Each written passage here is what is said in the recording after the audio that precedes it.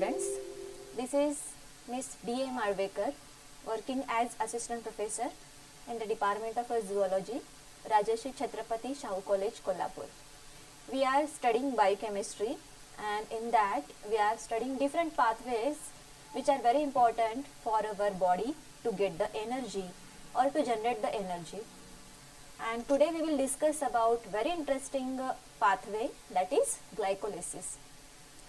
The simply I can summarize this point for your sake of convenience, that this is just a conversion of a one glucose molecule to get 2 pyruvate units, 2 units of ATP and 2 units of NADH.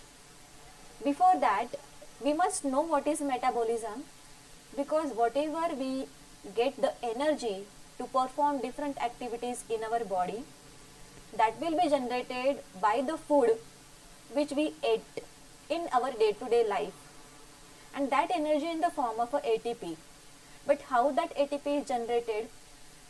Whatever food we takes into our diet, that food get digested by our very well developed digestive system, and from the intestine boundary it will get absorbed into the blood, and from that blood it is transported to each and every corner of the body, and once it will carry the nutrients in the form of amino acids, sugars, vitamins, that will get transported or that will get diffused into the cell.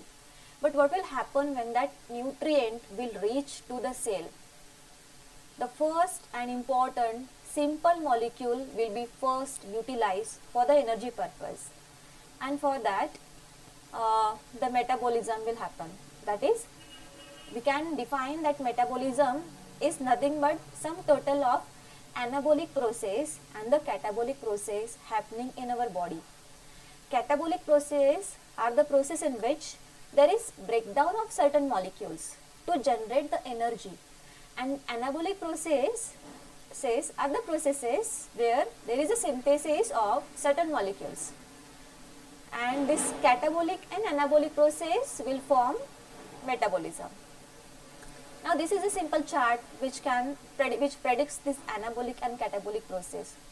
So suppose simple molecules like glucose, amino acids or the fatty acids that can be utilized to synthesize certain polymers. For example, glucose can be utilized to synthesize glycogen in the liver. Amino acids will be utilized to synthesize the proteins. Glycerol and fatty acids will be utilized to synthesize the lipid. So this is the synthetic process, and it is in the biochemical term for it is anabolic reaction or the anabolic process. And here we will require certain energy. But once these molecules are formed, that is a carbohydrate, proteins and the lipids, whenever body will require the energy, that storage form of these molecules, that is for example glycogen, which can be utilized, it can be degraded to convert that glycogen into the simple form, and it will give energy to the body in the form of ATP. So all these entire process is nothing but the metabolism. So our body generate the chemical energy from the carbohydrates, fats and other molecules or other food which we consume in our day-to-day life, and the energy currency, the ATP, is generated from this food source, and certain amount of energy is also wasted in the form of a heat into the surrounding environment. Now there are certain terminology we should remember. Whenever we will come in contact with these terms, I will definitely tell you how to memorize or how to remember that terms or how to relate that terms to that particular step. So here are certain examples.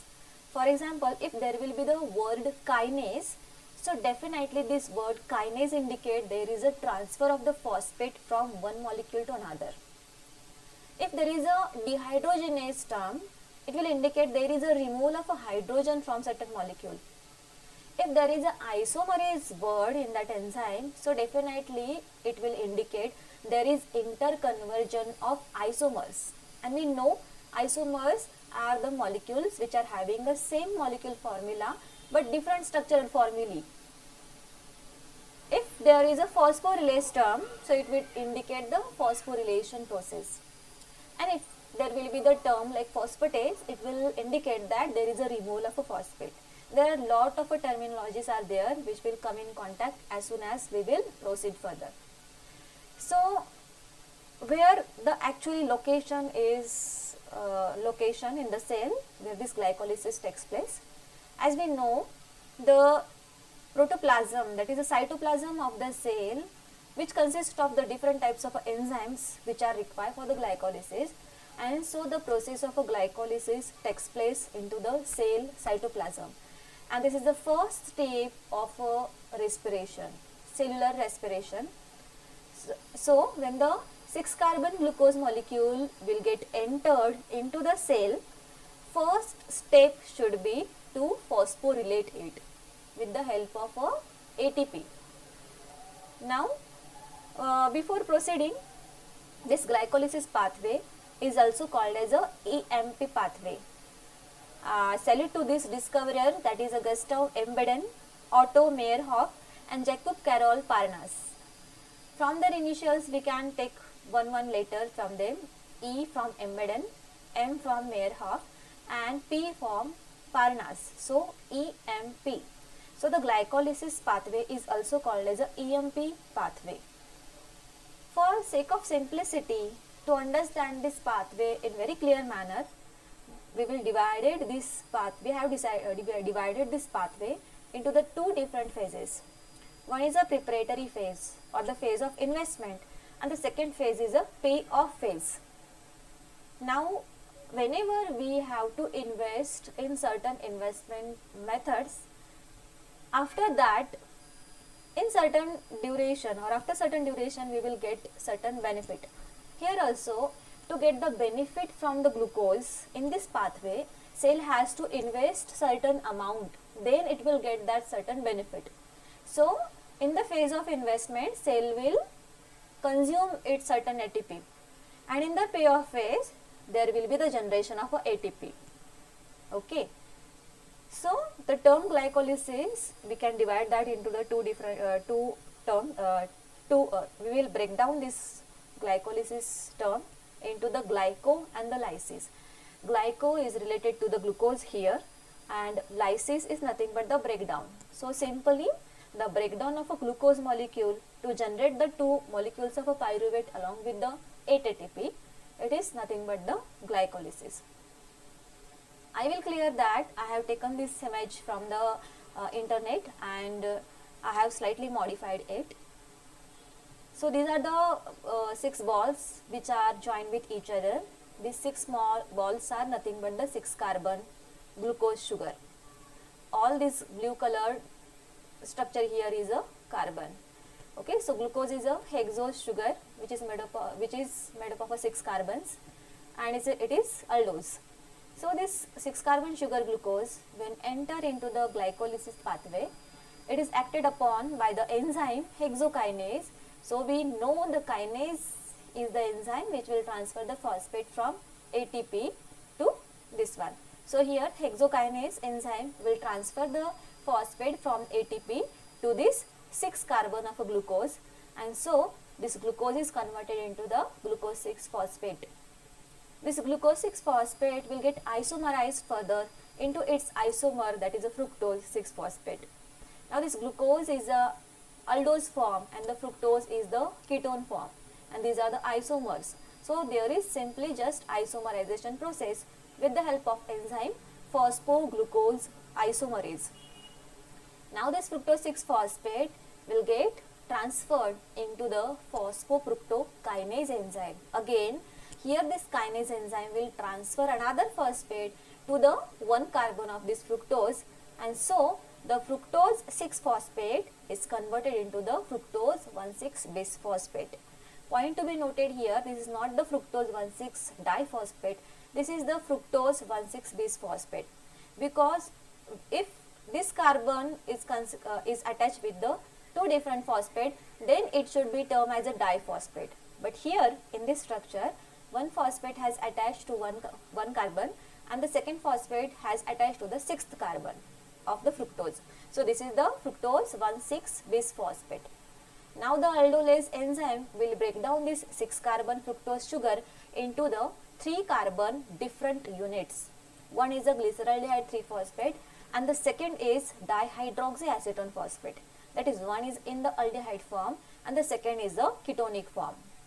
And also it should be clear that these two 3-carbon molecules are the isomers. Again, these are isomers of each other.